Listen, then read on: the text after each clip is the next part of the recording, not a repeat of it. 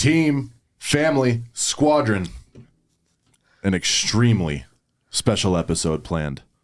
One of the king of the cats here on the pod today. One of the greatest rookies, if not the greatest rookie to ever touch a door. Numbers would say greatest of all time. They would say that. We've got the guy, the prodigy, Jacob Griffith on the pod here. He's here to drop bars. I literally cannot wait to dive into it with this guy. One of the most impressive people I've ever worked with. I can't wait to take a deep dive, see how this guy ticks. But as for right now, welcome out to yet another episode of The Landing Pad. Griff, what's up, dude? What's up? Hey, you made it. We've only had one other rookie finish the rookie year and make it on the podcast. You're number 2. That's right. Golden door as a rookie. First and foremost, congratulations, my guy. I appreciate it, man. Dude, Griff, a lot of people, first of all, you're not from Utah. A lot of people, first of all, because you're a rookie, but a lot of people don't know like where you're from, what'd you do after high school, what'd you do in sports. Dude, give us a little 2-second bio. Who is Jacob Griffith? For sure, dude. So my whole life, it's been sports and family. Like, I'm a huge family guy. I got 11 siblings, kind of like John. Yo, yeah. You have 11 siblings. Step, half, blood. It's all over the place. Siblings are siblings. Sports, man. Since I was like 4, just played football, baseball, basketball. And then I went to Indiana University. It was like my dream my whole life. That didn't work out too much. And then thankfully, AJ Safier hit me up, and here we are. Next thing you know. All right, so you're from Indy. You're from Indiana. Yep, born and raised. Where in Indiana? Southside Indianapolis, so Greenwood, Indiana. Okay. Yep. Okay. How do you know Adam? So he went to Indiana University. He's from Jersey, as you know, and then we were on the same floor in our dorm freshman year. Okay. And then we had that whole floor was just vibes. All like tons of best friends on that floor. And a guy named Matt Bergman found out I dropped out of college, and then like a week later, he was like, dude, talking to AJ, he was like, dude, like, I heard Griff dropped out. I think you should hit him up. I think he'd be good. AJ hit me up, and it was such an impulsive decision. Just jumped right on it. What were your thoughts when AJ was telling you about it? Were you have fears? Were you pessimistic about it? What was your thoughts? A lot of questions. It was like, dude, because where I'm from, I had like 5 guys my whole life knock on our door for door to door. So I was like, dude, there's no way. Like, you're lying. There's no way this is real. Yeah. And then I just started listening to The Landing Pad. I started watching videos, and I got to meet a few of the guys, and it was just like, if I was going to fail, like in life, I might as well fail when I'm 20 years old and not 30 years old. And so my whole mindset coming out to knock in Portland this summer was just like, dude, just give it all I got. And now here I am, man. So you're 20 years old. 20 years old. 20 years old. Went and sold $650K in Portland, Oregon this last summer. Dude, I think that this will be one of the most listened to podcasts, a lot like Corbin's was last year, right? Because there are so many, there's always more rookies and vets, right? Mm-hmm. With us, it's usually 60-40. Mm-hmm. There's 60 rookies for every 40 vets. So these episodes get listened to a lot just because obviously there's more rookies. Dude, they always have the question, so many go out with such high aspirations. They want to have a golden door. They want to be the top dog.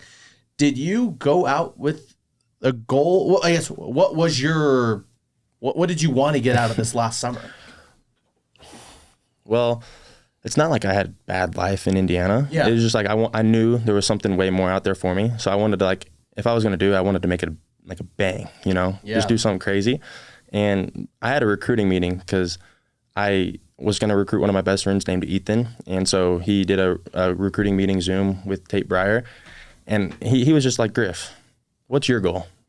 My goal, I told him, I just want to impact as many lives as possible. And he was like, money-wise. And I was like, dude, I think it'd be like life-changing if I could make $100,000, like 6 figures. Yeah. That's a lot of money for a 20-year-old. Oh, that's a lot of money for a 50-year-old. Yeah, that's a lot of money for anybody, honestly. Yeah. Let's be real. Yeah. And Tate kind of laughed. He was like, dude, like, Ethan Griff thinks he's going to make that much money. And I was like, I'm going to remember that. And so we just made it happen, dude. Just knocking the hours hard. It wasn't pretty. It wasn't sexy. We just got it done. So that was your mindset that you're like, dude, $100,000. Like, that would be sick. We did the numbers because I sat down a lot with Tate, and we did the numbers, and I would have had to have done around like $300,000 with good attrition to make 6 figures. And so that was the goal, $300,000. And then, believe it or not, on my screensaver, I just changed it like 2 days ago. The whole summer, after about like 2 weeks into the summer, I realized, oh, dude, I'm pretty good. Let's take it. Let's do this thing. Yeah. So before I even went out to summer, I had on my screensaver all black, Corbin Hansen. I want to beat him. It was like storybook, like it was crazy. Tate one day was like, dude, why do you have that on there? I was like, because I'm gonna do it. It said Corbin Hansen. What did it say? Just Corbin Hansen. Word for word, Corbin Hansen, Golden Door. I'm gonna do it. I'm gonna beat it. And like I never once changed it for 7 months. I had it, or 6 months, 5 months, whatever it was. Yeah. And it never changed. And dude, anytime I get on my phone, I see that, and it was just a vibe, dude. I wanted it so bad. Dude, that is sick. What do you attribute this huge want, this like craving that you had to like fully immerse yourself in the goal, make it your screensaver, obsess over it, fixate on it? Mm-hmm. Some people just don't have that extra degree of like focus or intention to give to things. Where do you think that comes from? Like, especially you being so young, like where do you think that comes from? And like, how do you continue to cultivate it? Well, like I said, like I've been in sports my whole life and I have a bunch of brothers. And so like when you grow up with a bunch of brothers, you get competitive. And so I was competitive my whole life and I just wanted to be the best. And then I got out to Portland and I'm surrounded by just winners, dude. The Carson Blizzards, the Zach Kornfelds, the Tate Breyer, even though like he's not the biggest ripper, he's one of the best leaders I've ever met in my life. Like he changed my life. McKay Robert, like those guys are winners. And like my whole thought, like they're all like my age, maybe a couple years older. If they can go do it, like why can't I do it? And so it got to the point where I was just following those guys. And then once I realized well, not as good, but like can be as good as those guys, why can't I beat them every day? Like, why can't I beat them on the day or the week or the month? And then I just started competing with, you know, the guys in other offices and just wanted to win. I would definitely say just growing up with a bunch of brothers and, you know, playing sports got me competitive, and just being competitive. I hate losing, just hate it. And it just came a lot more natural to me. But that's all I got to say to that for sure. Would you say, right, did you meet Corbin before you went out for the summer? So you never met him? Nah. Did you talk to him? Like throughout the summer? Yeah. Oh, absolutely, yeah. Throughout the summer? Mm-hmm. Did you talk to him before the summer at all? I don't think so. No? I don't think so.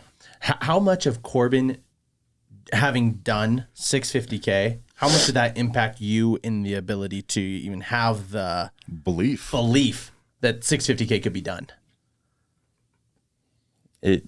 A lot. Like he impacted it a lot. Like, dude, like if he can do it, why can't I do it? Yeah. And he like laid the foundation. And like, so like all of my friends in Portland and like all my guys back home and all of the D-Hafe, McKay, like they always call me the GOAT. Yeah. But like there's no Jacob without Corbin, right? Yeah. He was 18 years old and he did it first and he did it quicker. So he's the GOAT. But like, dude, there wouldn't be a Jay Griff without Corbin. Like he did it first and like he paved the way, and just like I hope to pave the way for the guys next year.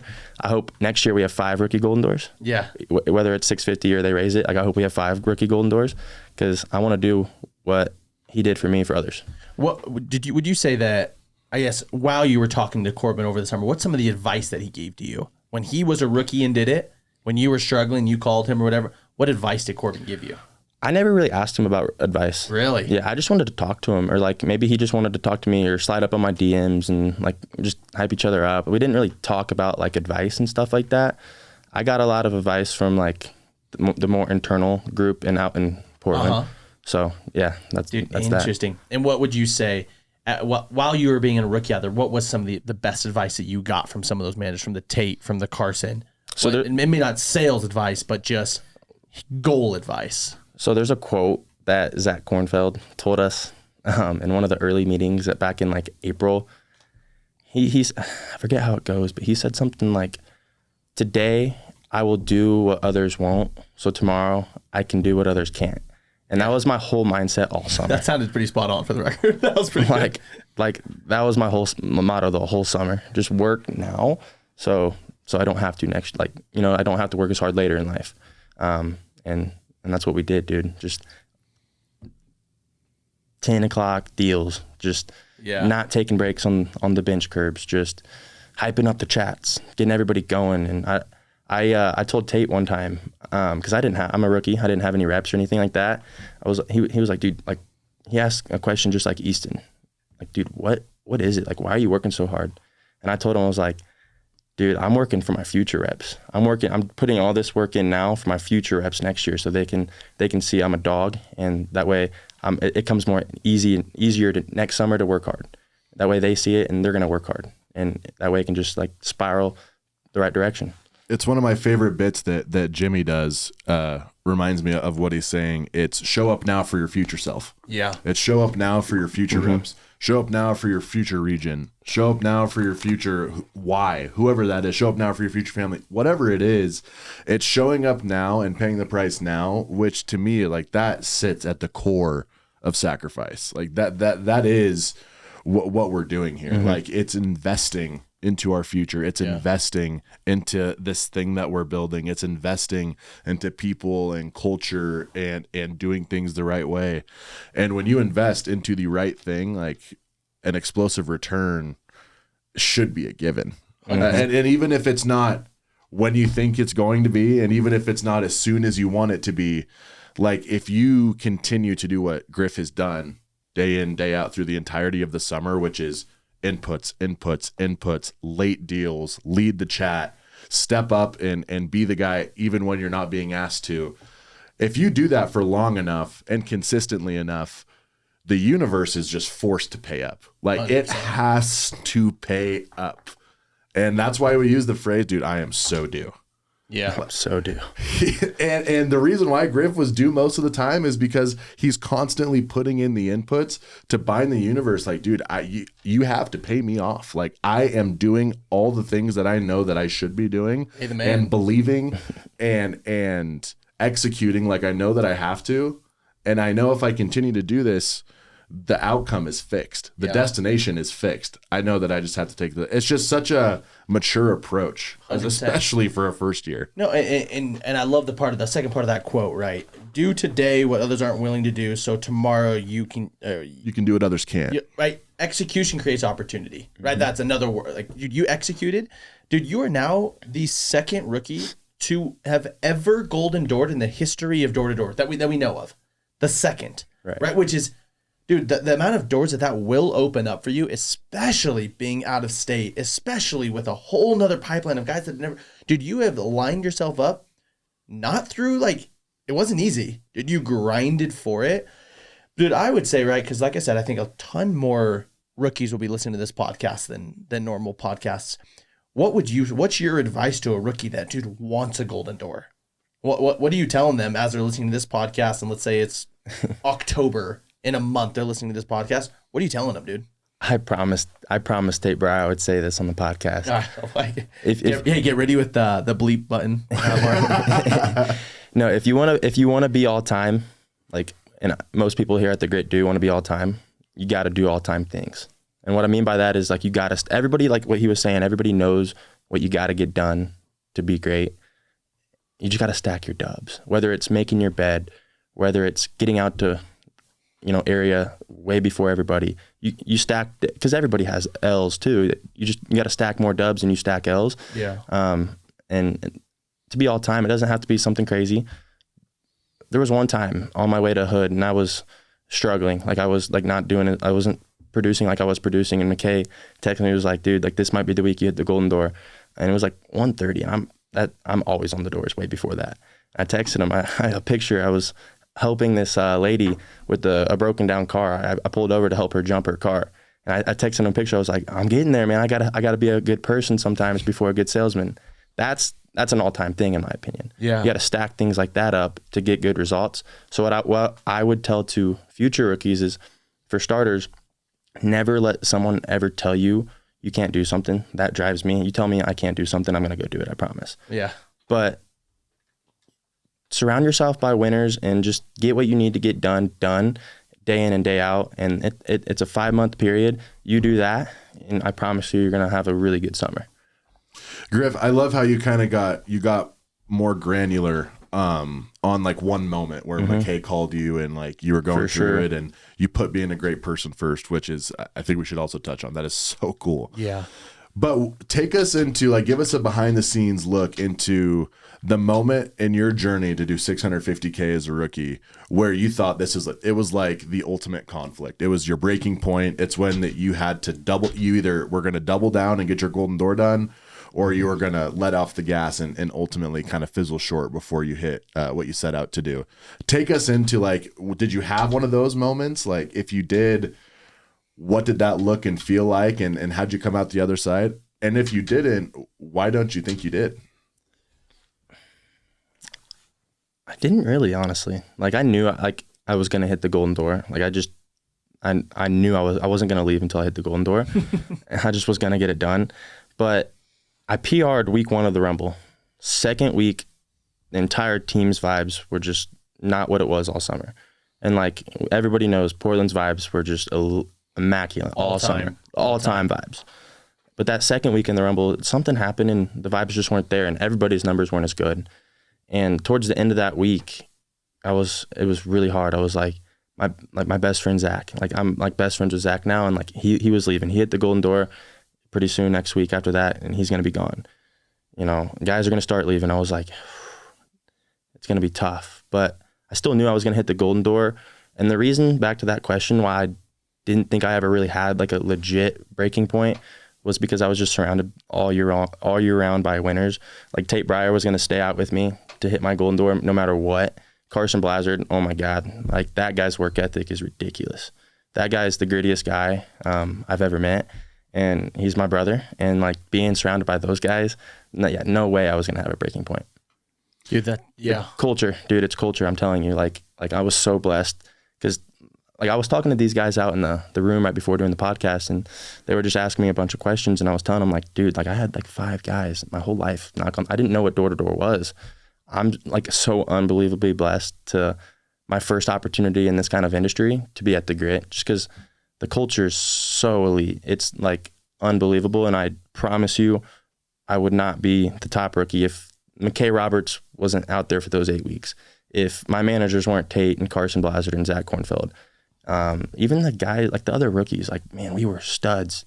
Like the Aiden Kritzers, like the Ori Cohens, like, dude, we just all loved each other and really worked hard every single day. And well, dude, I would want to stop you, right? Just in the sense that I love, and this gets glossed over so quick, right? Mm-hmm. The Rumble, dude, it's mid-August. You're like, oh, I PR'd the first week of the Rumble.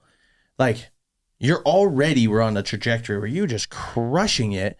Then you PR'd, the middle of August in a week. Mm-hmm. Dude, that alone, right, goes to obviously to the Grit, but it also goes to like who you are as a person, where it's like, dude, when other people are slowing down, dude, you're speeding up, right? And it's like, but along the way, dude, you're also about like stacking dubs and being a good human, right? In the same time, like a lot of people, they see that old lady with a car broken down on the road and you're at 648K and it's just like, get me the hell out of here. You pull over and help an old lady change her tire, whatever it was. Like, dude, if that doesn't show, because I don't know, our Golden Door guys are amazing guys. I don't know how many people can do that. I don't know, like that goes to show your character. That is awesome, dude. And I think that I love having you, like, obviously, besides the fact that you are so amazing at selling, and it is going to be awesome for you to be in training videos, help you.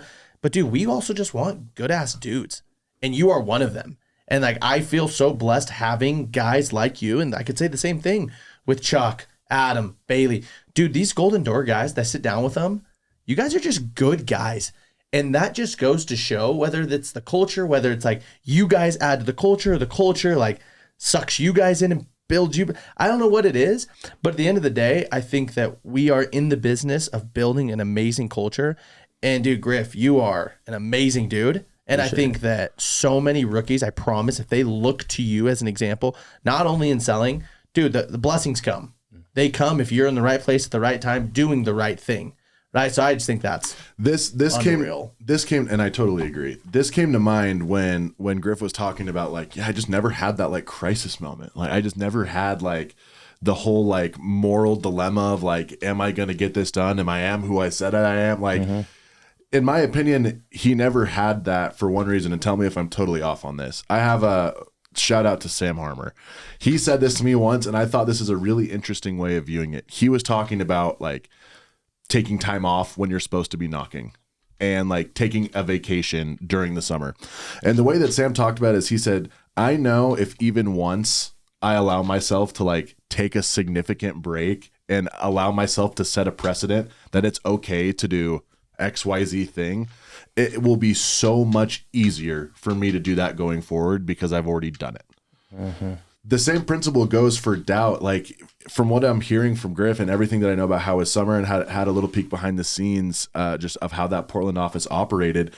It sounds like, dude, you just never allowed from the time that you set out to do it. You just never allowed the doubt to creep in.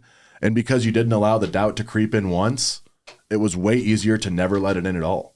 Mm. And so the biggest thing that I think it's so easily glossed over, but I want it to be so widely understood is like what it takes to be a Golden Door rookie or a Golden Door rep or a 1% human being is, and it sounds like a really tall order, but it's, you can't even allow that impeachable wall of like confidence and belief and trust and respect. You can't even let that lapse for one day or for 1 week. And I'm not saying it's impossible to do if it does, but I'll tell you what, like, if you can avoid that moral dilemma at all costs, if you can avoid that crisis in August, if you can avoid that like total panic in July, because you never let it ever get a foothold in the first place, you're able to have an experience like what Griff was able to put together where, dude, from wire to wire, it was, yeah, absolutely. 100% I'm that guy. Yeah. And that, I just don't know how many leaders or cultures or companies or organizations can produce that type of approach. Like it's literally a bulletproof approach to doing door to door. What say you, Griff?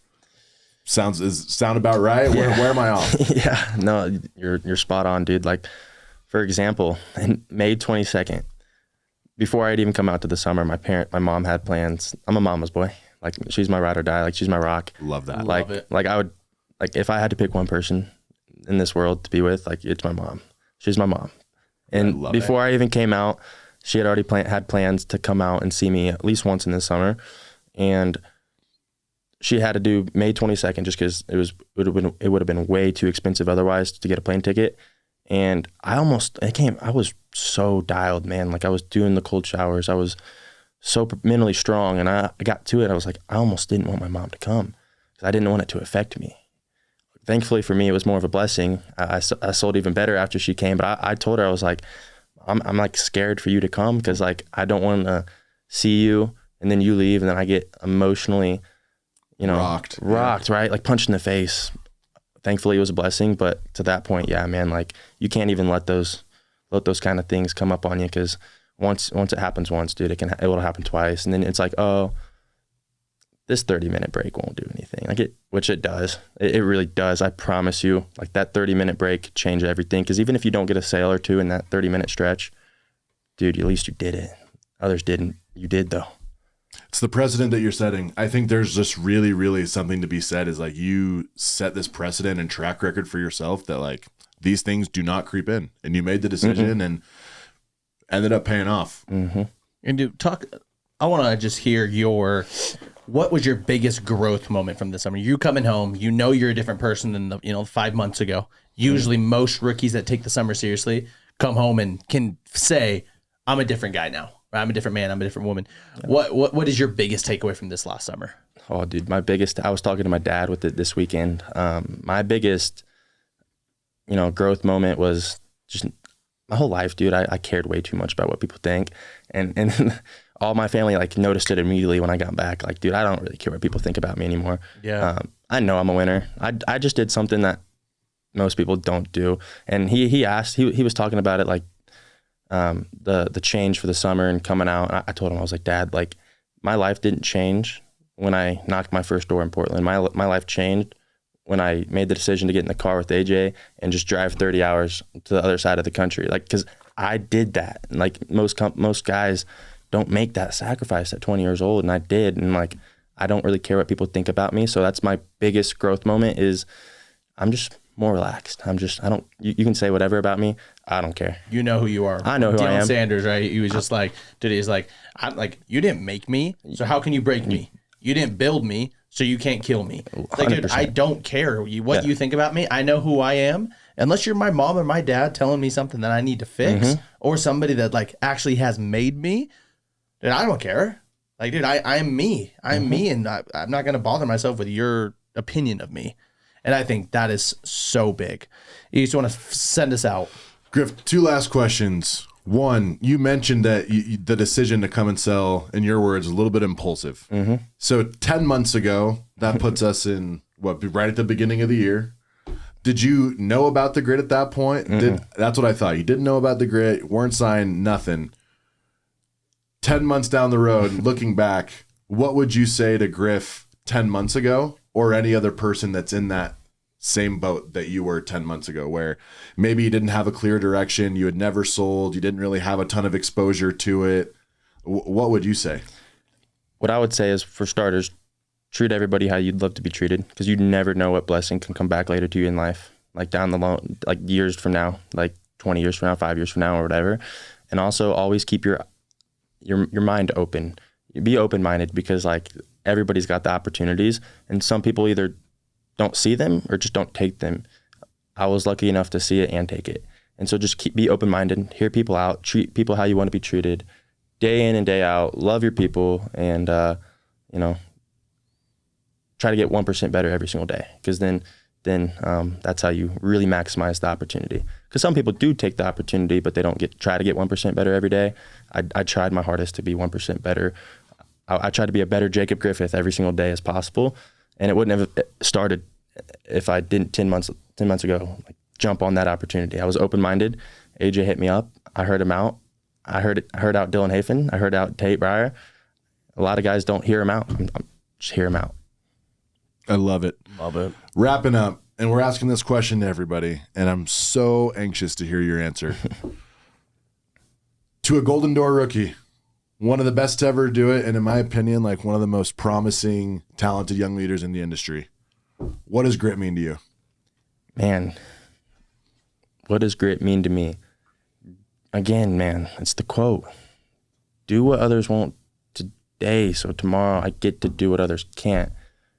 Grit is showing up for your people. Like, I want to get out to Hood really early, but my car group, someone in it wants to use the bathroom or get an energy drink, and if that makes them 1% better, I'll sacrifice my time to make them better. Grit is those 11 o'clock deals, man, 10 o'clock deals when it's pitch black and everybody else is at the hotel. Grit is just first ones on the door, not getting off at 5 o'clock on Saturdays. Grit is just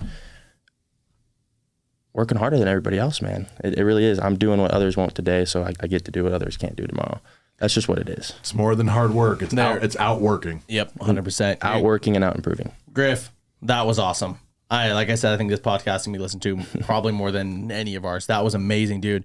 You are sharp. Like, I didn't know you. Yeah. I feel like I know you now, and now I know why you did what you did. For sure. And the coolest part is, dude, you weren't just a homegrown Utah boy. Yeah. Dude, out of state, never knew what the industry was, didn't have a sales background.